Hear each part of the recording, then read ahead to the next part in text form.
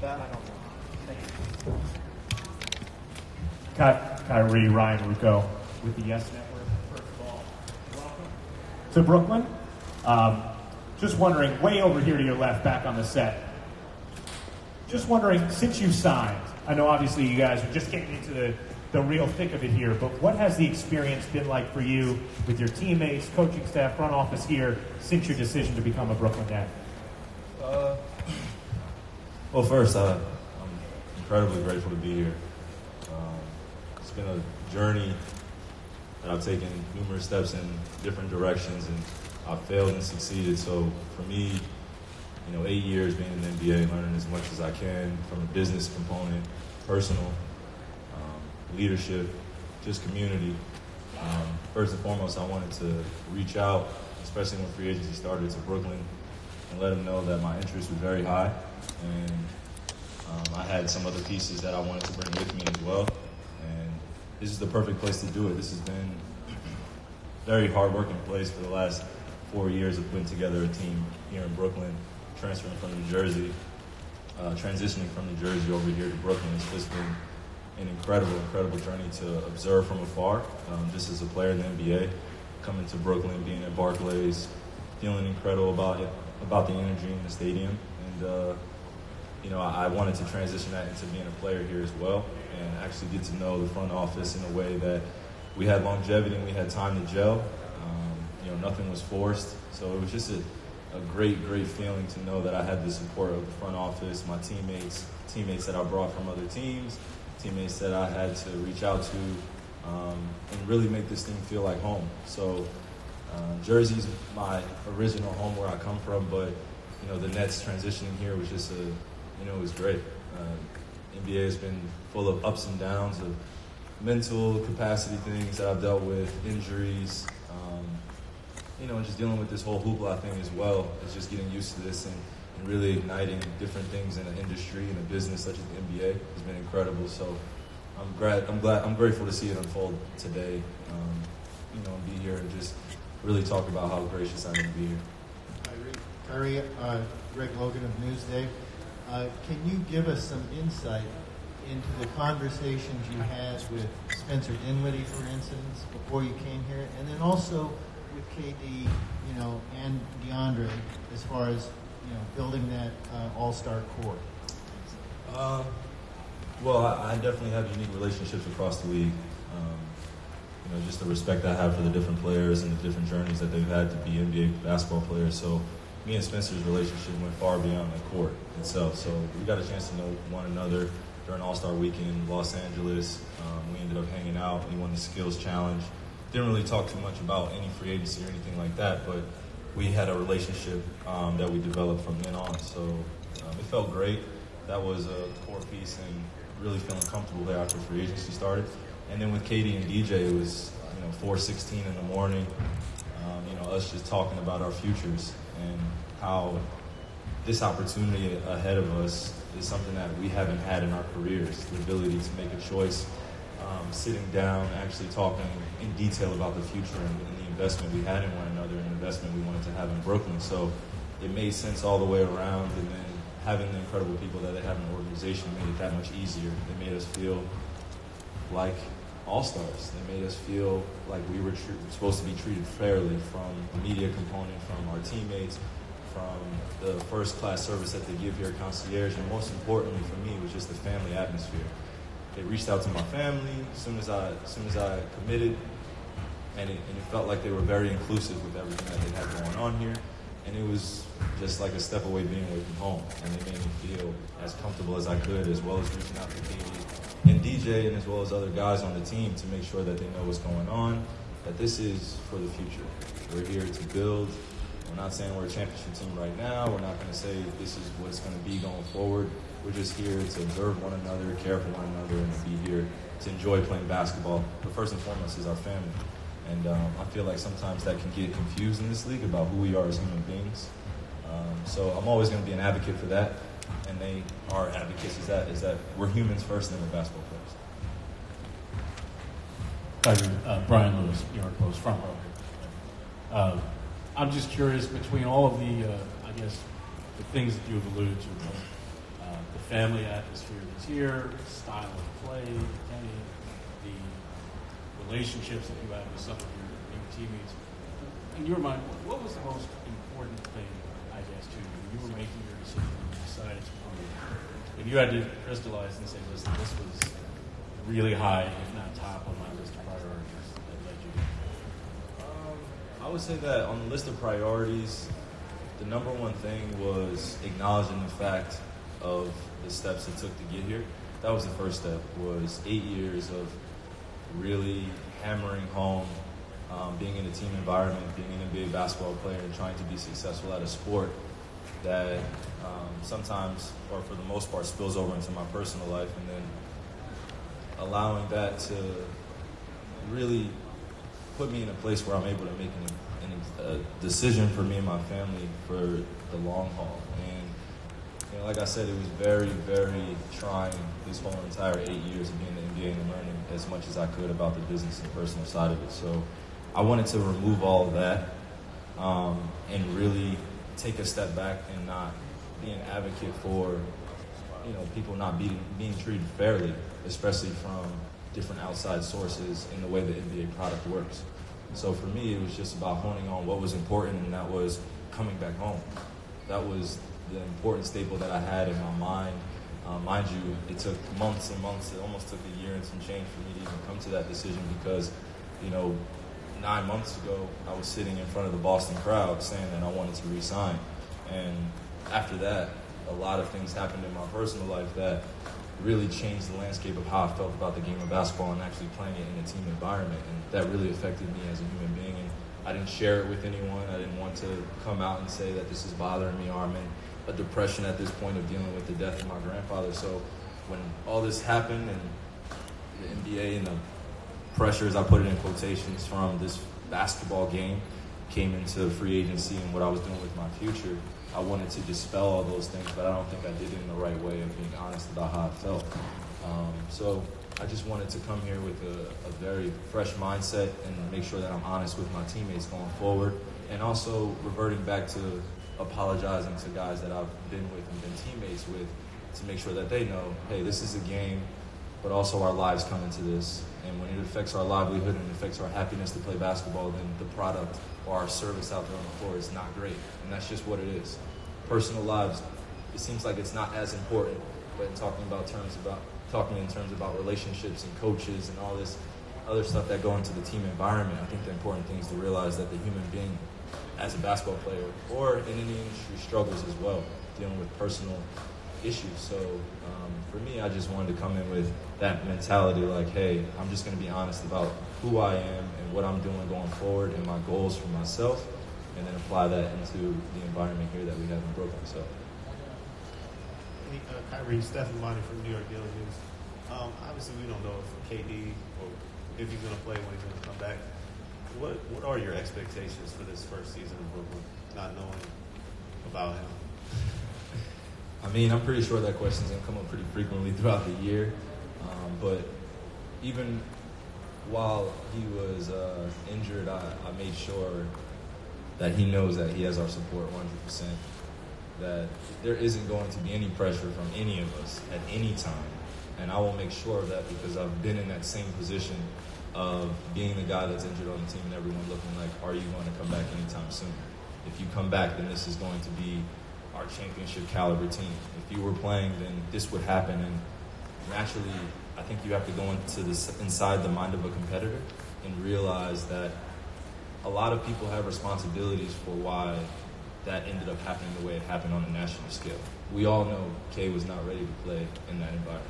We all know that, whether people want to admit it or not. He was out 31 days, and we put him on a national stage in the finals to end up selling a product that came before the person Kevin. And now I'm here to protect that. I'm going to be a protector of that all throughout the year and not allowing anyone to infiltrate that circle of, hey, Kay, do you, get right, we'll be fine.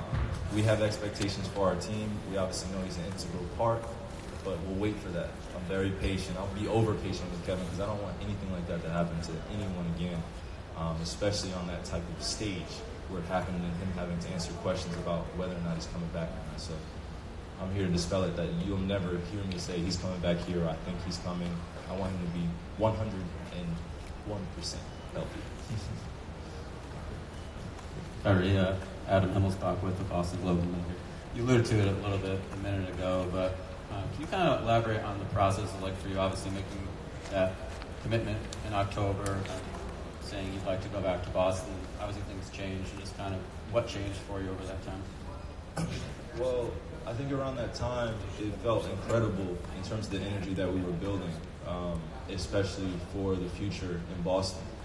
It was something that I couldn't really explain at the time because, personally, I don't think I was acknowledging the things that were surrounding my life as well, and how to lead this group of guys that I've been traded to, that I wasn't drafted by Boston. I had no type of affiliation with Boston before I left Cleveland. There wasn't anything that happened. Boston was a surprise team with Wick and Danny that took the chance on trading for me. And when they did, and the way our first season happened, and then also the way the end of the season happened, and having so much youth and so much exuberance and goals set personally, I think that some of the actual knowledge that needed to be had in terms of being a championship team takes more than just 2 years. It takes more than just an environment that you feel just comfortable in. Hey, I think I want to re-sign here if you guys have me. The Boston crowd was immense. It was crazy. They loved me in Boston. I loved the Boston fans. And then 2 weeks later, things just got really, really rocky for me in terms of when I left. I believe after the Phoenix game, I went to my grandfather's memorial, and he passed on October 23rd, and after he passed, basketball was the last thing on my mind. So a lot of basketball and the joy I had from it was sucked away from me, and there was a facial expression that I carried around with me throughout the year. Didn't allow anyone to get close to me in that instance, and it really bothered me. And I didn't take the necessary steps to get counseling or get therapy or anything to deal with someone that close to me dying. I've never dealt with anything like that. So for me, I responded in ways that are uncharacteristic. And like I said, I had to acknowledge that fact. And I had to acknowledge that fact to the organization first, because that was our internal bond and trust that we had. I talked to Danny. I wanted to resign. So throughout the year, it started becoming more and more clear that my relationships within my home life have way higher precedent than the organization or anyone. And I barely got a chance to talk to my grandfather before he passed from playing basketball. So you tell me if you would want to go to work every single day, knowing that you just lost somebody close to you, doing a job every single day that everyone from the outside or anyone internally is protecting you for. Like, hey, just keep being a basketball player. So throughout that year, it just became rocky, and a lot of the battles that I thought I could battle through in the team environment, I just wasn't ready for. And I failed those guys in a sense that I didn't give them everything that I could have during that season, especially with the amount of pieces that we had. So my relationships with them personally were great, but in terms of me being a leader in that environment and bringing everyone together, I failed. So, for me, it's just a huge learning experience just to slow down and acknowledge that I'm human in all this. And then also take my steps going forward of reaching out to Danny and talking to those guys and Wick and reaching out to them and letting them know, hey, look, basketball can end tomorrow. I care about you guys as a human being. I know this is a competitive environment, but let's move past this and let's go forward. Marcus, Terry, all those guys just want to be great. We were all internally trying to be great. And I don't think we were trying to be great as a team to meet at the top. And that happens in team environments all the time, whether people want to admit it or not. There are personal goals that everyone has, family, friends, media, telling everyone, hey, you need to be doing this, you need to be doing that. In actuality, none of that crap matters. So everyone has a role to play, and you see the most experienced teams end up winning the championship because they all buy in and sacrifice. It's usually the oldest teams in the league that make it there every single year because they don't have to deal with the same youthful expectations that are unrealistic for players that really have to earn different things in this league to be at that level. So, including myself. Ian Beckley from SNY. Once you decided that you were going to leave Boston, at what point was the plan in place for you and for Kevin and for DeAndre to come somewhere together? Was that always a thought, or when did that come to fruition? Well, no, I think that the reality of it didn't set in until probably mid-June or late June, just because everything was just being tossed out for where I could go free agency, where he could go free agency, where DJ was in his contract, what Garrett was doing. There are different players that came into this whole team of being. So we just had to be honest with each other. And like I said, 4:16 in the morning, the night of free agency, or the day in that morning of free agency, we still had no idea what we were doing because we didn't know the rules. We didn't know, okay, what are the things that we have to do going forward to make this thing happen. It just was. We just want to care for one another in a way where we can build for the next 4 years and on. Like, we want to end our careers together. We want to do this as a team. And then what better place to do it than Brooklyn with all these guys that have worked their tails off to be where they are now, to even be in position here in Brooklyn. They've developed a Joe Harris. Joe Harris got drafted by Cleveland. I knew Joe was going to be special enough to be a great piece for a team right when I saw him. But like I said, roles in Cleveland. We were a championship team in Cleveland at that time. Joe couldn't play on our team at that time. That was just the reality. So Brooklyn gave him a chance, an opportunity, and now he's performing. So it all meshed well together. But we talked in detail just that morning, and then later on that day, we just decided, hey, we're just going to break this. Like, we're doing this together, and then we'll form a formulated plan around that. So basically, it just happened in the spur of the moment on that day. All right, one last question. Kyrie, Christian Winfield, New York Daily News. What was it, I guess, about the way the Nets play basketball on the court that sold you? And how do you feel that you can, A, elevate what they did last year, and B, I guess, mesh with what they were running last year as well? Well, I think that the primary goal is to have the guards have the ball in their hands, as we watched D. Russ last year have a career year playing under Kenny, and as well as playing with Spencer and playing with Karras.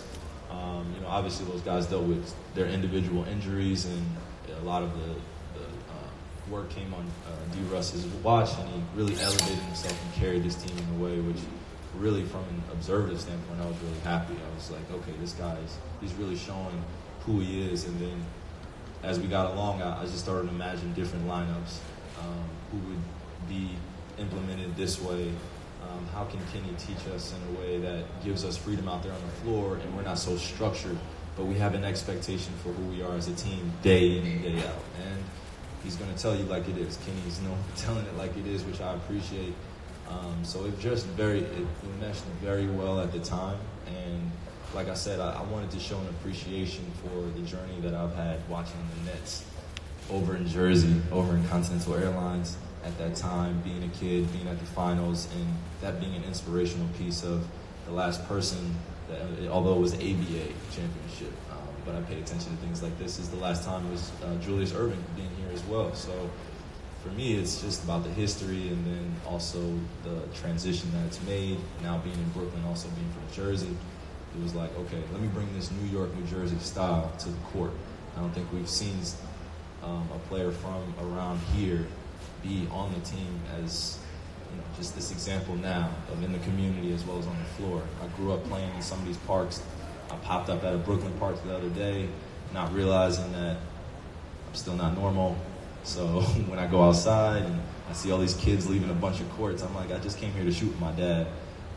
Because that's where I grew up. I was outside playing basketball, having that attitude to really prove people right, that I'm the next one and meant to take over this league for the next few years. So. Thank you very much.